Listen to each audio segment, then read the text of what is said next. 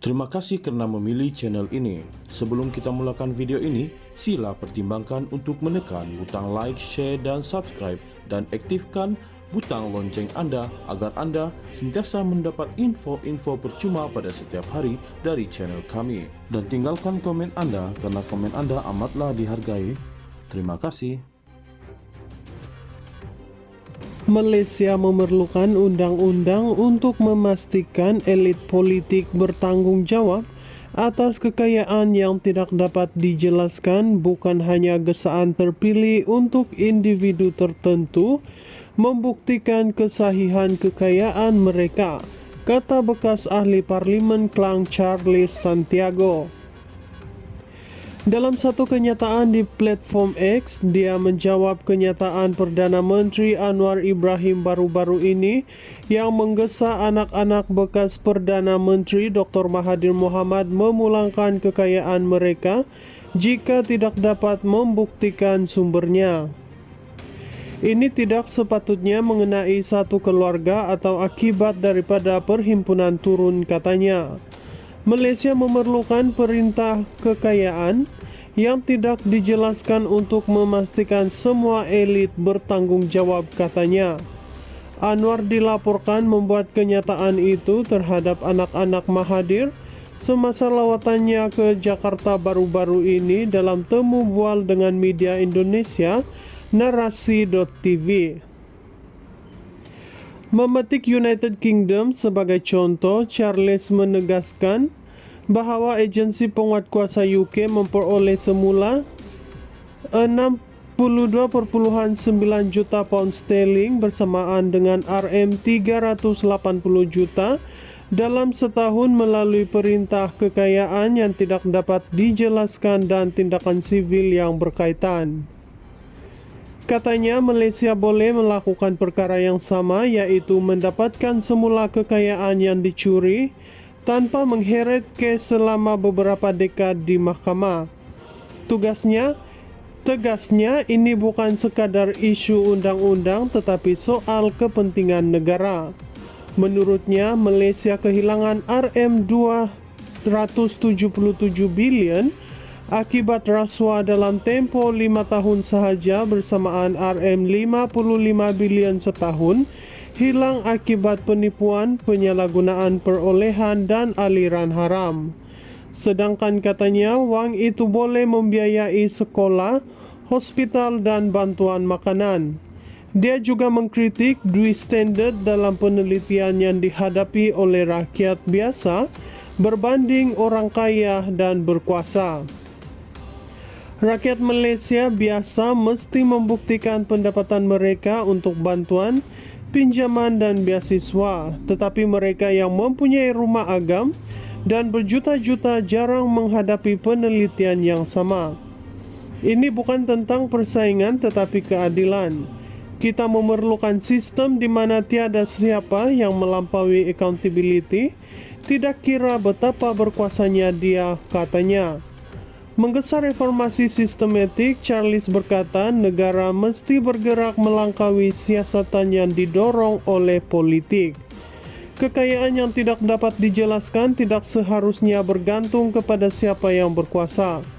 Malaysia memerlukan undang-undang Explain Wealth, pencetus undang-undang yang jelas yang memerlukan individu membuktikan bagaimana mereka memperoleh aset melebihi pendapatan mereka yang diketahui.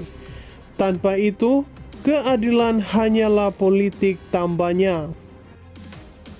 Malaysia memerlukan undang-undang untuk memastikan elit politik bertanggung jawab atas kekayaan yang tidak dapat dijelaskan, bukan hanya gesaan terpilih untuk individu tertentu membuktikan kesahihan kekayaan mereka, kata bekas ahli parlimen Klang Charles Santiago.